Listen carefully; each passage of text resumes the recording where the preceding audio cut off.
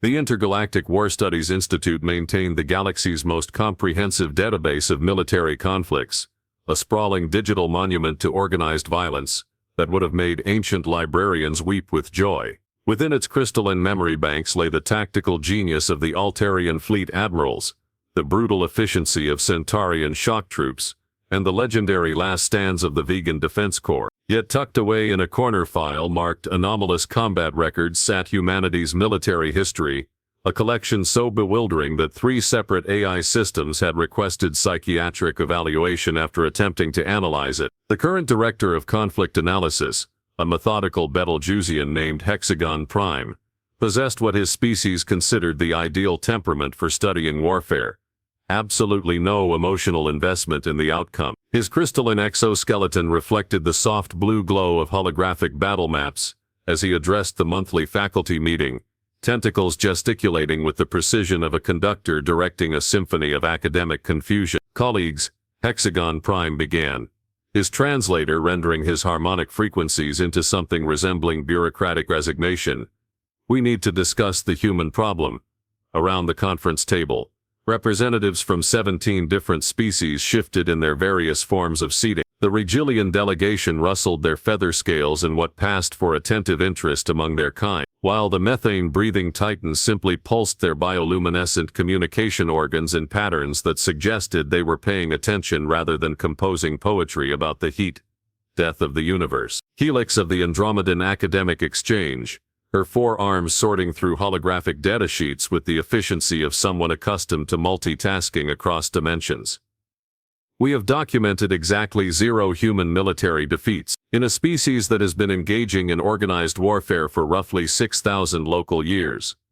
The silence that followed carried the weight of galactic incredulity.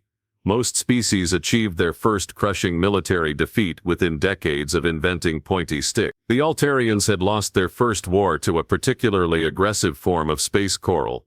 Even the notoriously stubborn Draconians had managed to surrender to themselves during a civil war that lasted 3 days. "Perhaps," suggested Professor Wavelength, a gaseous entity from the Horsehead Nebula, whose thoughts drifted like cosmic dust, "their record-keeping is simply optimistic." Hexagon Prime's tentacles twitched in the equivalent of a headshake. "We cross-referenced their historical accounts with independent observers, archaeological evidence, and testimony from their opponents. The humans are not embellishing. They genuinely have never lost a war." "Define lost," rumbled General Bedrock of the Silicon-based Geological Alliance, his granite features displaying the patient erosion patterns that indicated deep thought. "Perhaps their criteria for victory differs from standard galactic norm." This observation struck the assembled academics like a meteor hitting a peaceful farming planet. Across the galaxy, warfare followed certain established principles as reliable as physics. You engaged an enemy force. You either achieved your objectives or failed to achieve them. You either controlled the contested territory or you did not. You either had more functional military units than your opponent at the end of hostilities, or you had fewer. Mathematics, after all, was universal. Examining their conflicts, Helix continued, pulling up a 3-dimensional timeline that stretched across the table like a glowing tapestry of human belligerence. Reveals patterns that defy conventional military logic. Take their Vietnam conflict. By every measurable standard: territorial control, casualty ratios, resource expenditure, strategic objectives achieved. This should register as a clear defeat. "But," prompted Hexagon Prime, though his tone suggested he already knew the answer would make his cognitive processes. "Human records classify it as not technically a war, therefore not technically a loss. Their official position is that they never formally declared war, so they could not have formally lost one." Professor Wavelength's gaseous form shimmered with what might have been amusement. "Semantic technicalities as military strategy. How delightfully inefficient." "It gets stranger," Helix continued, her secondary arms now juggling additional data streams. "Their War of 1812 against the British Empire. Capitol building burned, invasion repelled with minimal success. Most strategic objectives unmet. Human historical assessment, tie, which is basically winning because we're still here." General Bedrock's geological patience finally showed signs of stress fracturing. "How does continued existence equal victory?" Every species that loses a war continues existing. That is what losing a war means as opposed to extinction. Apparently, Hexagon Prime said, his translator struggling with what sounded suspiciously like cosmic exasperation. Humans operate under the assumption that any war they do not definitively lose is therefore a war they have won, or at minimum, a war they have not lost, which they consider functionally equivalent to winning. The academic gathering fell into contemplative silence, broken only by the soft humming of translation matrices and the gentle whoosh of atmospheric recyclers. Finally, Helix spoke what they were all thinking. A species that refuses to acknowledge defeat as a possibility presents unique challenges for military analysis. Indeed, Hexagon Prime agreed.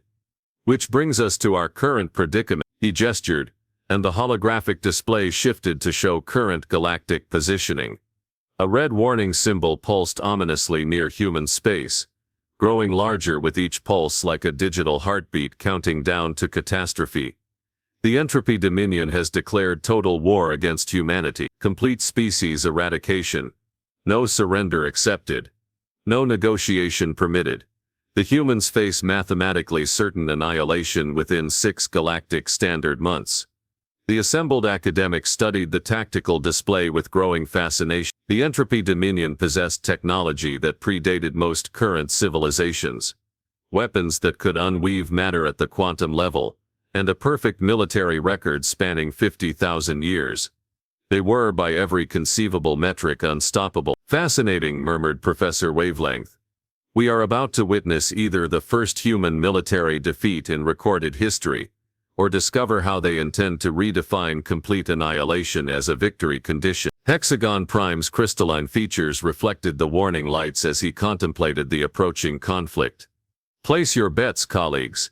Though I suspect we are about to learn that humans and the rest of the galaxy have been using completely different dictionaries this entire time. The meeting adjourned with that ominous prediction hanging in the recycled air, while across the galaxy humanity prepared to demonstrate once again that losing was simply a matter of perspective, and humans had never been particularly good at accepting other people's perspectives on anything. The Entropy Dominion had spent the last 50 millennia perfecting the art of species eradication, with the methodical thoroughness of cosmic accountants balancing the universe's books. Their fleet moved through space like a mathematical equation made manifest, each vessel positioned with precision that would have made geometry professors weep with aesthetic appreciation. They did not conquer worlds. Such pedestrian concepts implied the possibility of resistance. They simply arrived, calculated the most efficient method of converting organized matter into component particles, and executed the procedure with all the emotional investment of a maintenance routine. Admiral Null State, the Dominion's primary military consciousness, existed as a pattern of quantum information housed within a crystalline matrix the size of a small moon. It had overseen the dissolution of 84-7 species with the same detached professionalism that other beings might apply to organizing their sock drawers. The human situation represented merely entry 84-8 in what it considered a pleasantly symmetrical catalog of extinctions. Species designation human. Technological development, grade 7 on the cosmic scale. Military capability, statistically negligible. Resistance potential 0.003%. Margin of error included for computational generosity. The Admiral's calculations rippled through the Dominion fleet like digital poetry, each ship's artificial consciousness receiving its assignment with the satisfaction of receiving a perfectly balanced equation. The humans possessed exactly 84-7 military vessels of various classifications, 203 orbital defense platforms, and what their own records described as stubborn determination and a really good coffee supply. Against the Dominion's 50,000 reality-warping dreadnoughts, the mathematical outcome approached absolute certainty with more decimal places than most species had words for. Back at the War Studies Institute, emergency sessions had been called as news of the Dominion's approach reached academic circles. The normal monthly gathering had swollen to include observers from across the galaxy, transforming the conference room into something resembling a particularly morbid sporting event viewing party. Current projections announced Helix, her multiple arms juggling data streams like a cosmic circus performer, suggest total human military annihilation within 72 standard hours of initial contact. The Dominion's ships can literally unmake matter at the molecular level. Human vessels still rely on things like armor plating and hoping really hard. Professor Wavelength drifted closer to examine the tactical displays, his gaseous form taking on colors that indicated profound scientific curiosity. Has anyone attempted to warn the humans about the futility of resistance? Perhaps they would appreciate a mathematical demonstration of their situation's hopelessness. "Oh, we tried," rumbled General Bedrock, his granite features displaying erosion patterns that suggested either deep thought or geological amusement. The Galactic Council sent a formal diplomatic envoy to Earth last week. Full presentation holographic displays, mathematical proofs, testimonials from the Dominion's previous 84-7 victims. Very thorough. And their response, inquired Hexagon Prime, though his translator's tone suggested he suspected the answer would cause his logic circuits physical pain. They thanked us for the intelligence briefing and asked if we had any information about the Dominion's coffee preferences, quote, "in case we need to negotiate hospitality terms after we win." The assembled academics experienced what their respective species' physiologies interpreted as stunned silence. Among gaseous entities, this manifested as temporary cessation of molecular motion. Silicon-based life forms achieved it through seismic stillness. The crystalline Betelgeusians simply stopped refracting light for several seconds. They said after we win, Dr. Helix finally managed, her secondary arms performing calculations that seemed to be double-checking her translator's accuracy. Against a force that has never lost a single engagement in 50,000 years. Against technology that can edit matter out of existence. After being shown mathematical proof that victory is literally impossible. Apparently, General Bedrock continued, his tone carrying the weight of geological ages. Their military leadership held a brief conference, consulted what they call their historical precedent database, and declared the situation tactically challenging but not unprecedented. They've requested that all human civilians be moved to designated safe zones, not for protection during their defeat, but to minimize interference with victory operations. Hexagon Prime's crystalline structure began displaying stress fractures that indicated his cognitive processes were approaching overload. Do they not understand basic mathematics? The concept of overwhelming force? The meaning of the word impossible? We asked, replied Dr. Helix, their chief of naval operations, a person whose name translates roughly as Admiral, absolutely not giving up, provided a 17-minute lecture on historical conflicts, where mathematical certainty proved mathematically wrong. She cited something called the Battle of Roke's Drift, where 150 humans successfully defended against 4,000 attackers, as a typical Tuesday in human military history. Professor Wavelength's gaseous form shimmered with what might have been academic fascination, or existential terror. They appear to operate under the assumption that being outnumbered by impossible odds simply means the victory will be more impressive when they inevitably achieve it. More disturbing, added General Bedrock, is their apparent definition of victory condition. When pressed for details about what they considered a successful outcome against the Entropy Dominion, they provided a list that included, and I quote, "still existing afterward, making them work for it, and ensuring they remember this was more trouble than anticipated." The academic gathering contemplated this information, with the collective bewilderment of scholars discovering that mathematics had decided to take a vacation from reality. The Entropy Dominion's approach was now detectable on long-range sensors, their reality-distorting engines creating gravitational anomalies that registered as cosmic punctuation marks, announcing inevitable doom. Perhaps, suggested Professor Wavelength, with the desperate optimism of a being made of interstellar gas, humanity possesses secret weapons, hidden technology, some form of military capability not reflected in our intelligence assessments. Helix consulted her data streams with the thoroughness of someone hoping to find evidence that would make the universe make sense again. Negative. Our intelligence is comprehensive. Their most advanced weapons system is something called a railgun, which accelerates metal projectiles using electromagnetic fields. Very impressive for a grade 7 civilization. completely useless against ships that can exist in 17 dimensions. Then we are about to witness, Hexagon Prime concluded, his translator rendering what sounded like cosmic resignation, either the first documented human military defeat, or the most spectacular redefinition of victory conditions in galactic history. As if summoned by mention of their name, a communication array activated, projecting the holographic image of a human military officer, whose uniform bore enough decorative insignia to suggest either high rank or an enthusiasm for shiny objects. Her expression carried the calm confidence of someone who had never encountered a problem that could not be solved through the application of sufficient human stubbornness. "Greetings, galactic academic community," she began, her tone suggesting she was addressing colleagues, rather than witnesses to her species' imminent extinction. "We wanted to thank you for the intelligence briefing regarding the Entropy Dominion. Very helpful. We also wanted to extend an invitation to observe the upcoming engagement from a safe distance. Should be quite educational." The hologram flickered off, leaving the assembled academics to contemplate the approaching collision between mathematical certainty and human certainty, two forces that, according to all known physics, could not possibly coexist in the same universe. The first indication that something had gone cosmically sideways came when Admiral Nullstate's calculations began producing results that violated several fundamental laws of logic. The Entropy Dominion's fleet had arrived at the edge of human space with the punctuality of a cosmic train schedule, reality-warping engines humming in perfect mathematical harmony as they prepared to execute extinction protocol. The procedure should have taken approximately 4 hours and 17 minutes.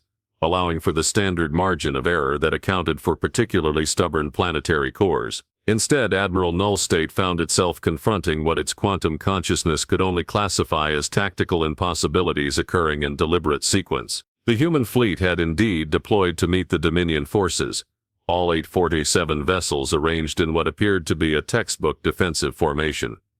From the Dominion's perspective, this resembled watching insects attempt to form a battle line against a hurricane. The mathematical outcome remained unchanged. Total human annihilation in 4.3 hours, give or take a few minutes for the time it would take their atoms to finish dispersing. Then, the humans opened communication. "Entropy Dominion Fleet. This is Admiral absolutely not giving up of the Human Defense Force. We're here to discuss terms." Admiral Nullstate processed this information with the efficiency of a quantum computer having an existential crisis. In 50,000 years of species eradication, exactly 0 civilizations had attempted to negotiate after witnessing a Dominion fleet's approach. The standard response involved either immediate surrender, desperate flight, or what the Dominion's files cataloged as incoherent screaming. "Terms?" Nullstate transmitted back, its consciousness momentarily struggling with concepts that had no place in extinction protocols. "There are no terms. You will be annihilated. This is not a negotiation." "Right. Understood," came the cheerful human response. "We're not negotiating to avoid annihilation. We're negotiating the terms of your defeat." Back at the War Studies Institute, emergency monitoring stations registered what could only be described as the universe's most polite military confrontation. Helix's forearms moved in patterns that suggested either frantic calculation or interpretive dance, representing cosmic confusion. "They're doing it again," she announced to the packed observation chamber.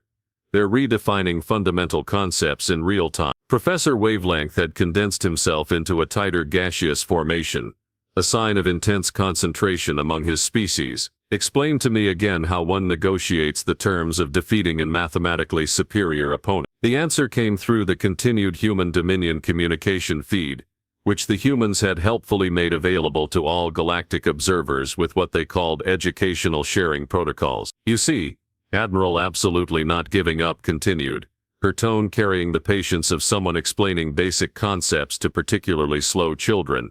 "You're operating under the assumption that military victory requires the destruction of opposing forces. Very traditional thinking. We've found that approach limiting.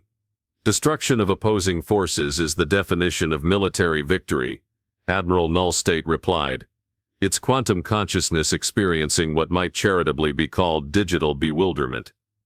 "According to whose definition?" the human admiral responded. "We've reviewed your historical records.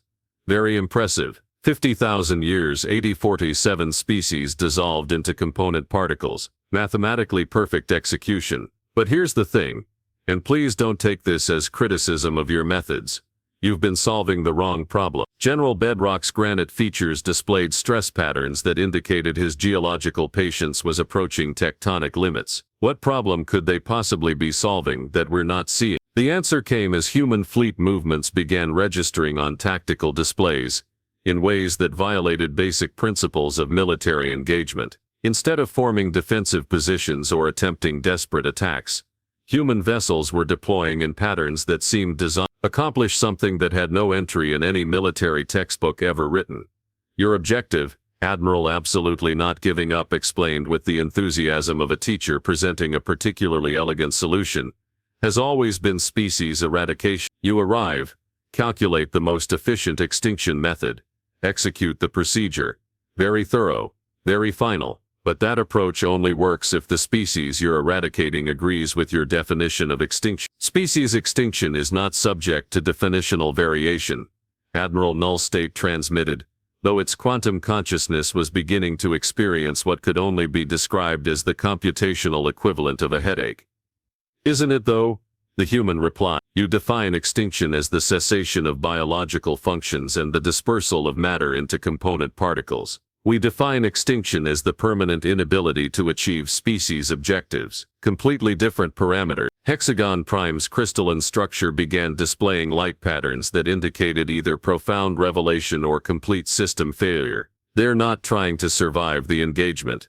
They're trying to redefine what survival means. The human fleet's movements began to make a peculiar kind of sense when viewed through this lens. Instead of positioning for direct combat, they were arranging themselves around what appeared to be construction equipment, deep space manufacturing platforms, archaeological excavation tools. What we're doing, Admiral absolutely not giving up continued, her tone now carrying the satisfaction of someone unveiling a particularly clever magic trick, is establishing permanent territorial claims on this region of space. Every human vessel you destroy becomes a marked gravesite, which according to Galactic Salvage Law 47 Delta constitutes a permanent territorial marker. Every engagement site becomes a protected historical battlefield under Cultural Heritage Protection Act. The academic observers watched in fascination as human vessels began deploying what could only be described as the galaxy's most aggressive legal documentation system. Each ship carried recording equipment,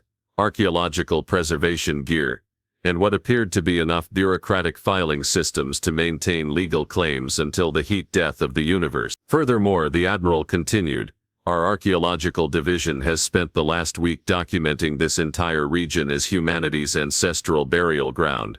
Based on the fact that we intend to be buried here after you kill us, our xenobiology department has classified the local space-time as a protected habitat for endangered human life forms, namely, us. And our diplomatic corps has filed formal territorial expansion papers with the Galactic Administrative Council, citing right of conquest through defensive sacrifice. Admiral Null State's quantum consciousness began producing error messages that cascaded through the Dominion fleet like digital tumbleweeds. You cannot claim territorial expansion through military defeat. Watch us, came the cheerful human response. Professor Wavelength's gaseous form shimmered with what might have been academic rapture or cosmic horror. They're not fighting a military engagement. They're conducting the galaxy's most elaborate legal real estate acquisition. Precisely, announced Admiral absolutely not giving up. When you annihilate us, you'll be doing so on officially registered human territory, making this not an extinction event but an illegal occupation followed by genocide on sovereign soil. Our legal department has already filed preliminary war crimes charges with 17 different galactic courts. Victory through legally mandated posthumous justice. The Entropy Dominion fleet hung in space like 50,000 question marks made of metal and existential confusion, while humanity prepared to demonstrate that losing a battle and winning a war were merely different entries in the same cosmic dictionary, provided you were the one writing the definition. Admiral Null State's quantum consciousness had spent 50,000 years operating under the comfortable certainty that reality followed predictable patterns. Species appeared, achieved various levels of technological development, encountered the Entropy Dominion, and were efficiently converted into their component particles according to well-established mathematical principles. It was a system as reliable as universal constants and significantly more orderly than most naturally occurring phenomena. The current situation represented the first time in its existence that Admiral Null State had been forced to consult legal databases while preparing for species extinction. Status report. It transmitted to its fleet commanders, hoping that somehow the universe had resumed making sense in the last few microseconds. Sir, came the response from Dreadnought-class vessel 2337. The humans are filing paperwork. Aggressively filing paperwork. They've submitted 47,000 legal documents in the last 10 minutes establishing territorial claims, historical preservation rights, and what appears to be a patent application for innovative approaches to defensive warfare through bureaucratic excellence. From the War Studies Institute, the assembled academics watched history unfold in ways that would require entirely new categories of military analysis. Dr. Helix's multiple arms moved in patterns that suggested either frantic note-taking or the early stages of a nervous breakdown. They're doing it, she announced to the observation chamber.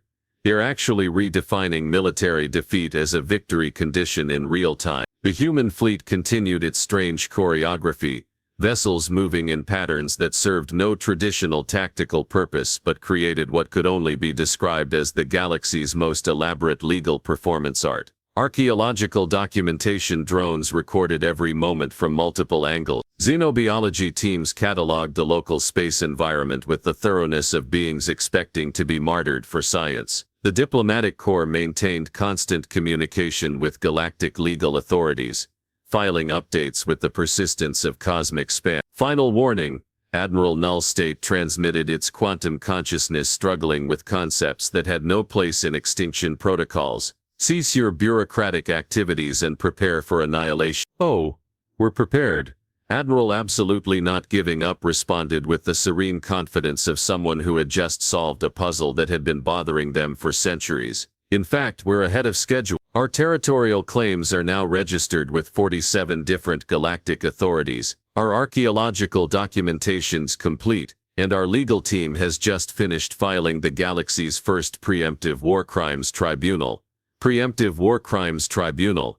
Exactly. You're about to commit genocide on sovereign human territory against a species that has officially requested galactic protection status. When you annihilate us, you won't be executing military protocol.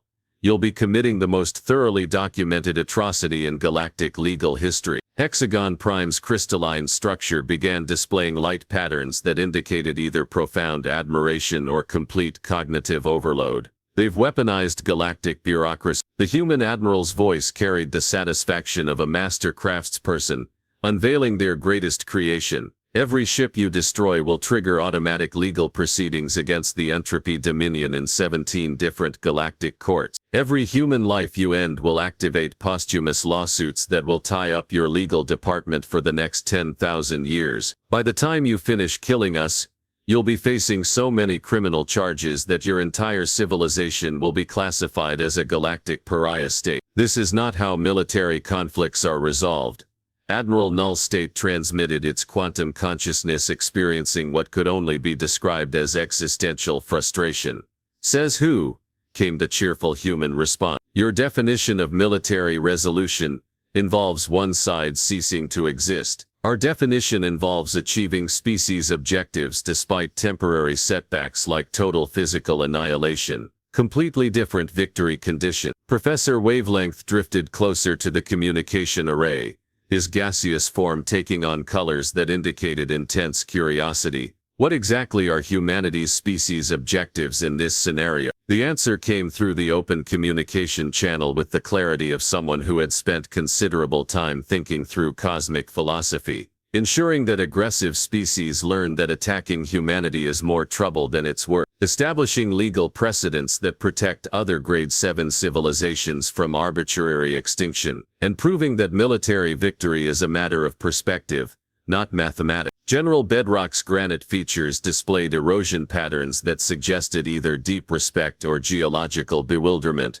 They're achieving all of this through dying spectacularly in the most legally complicated way possible.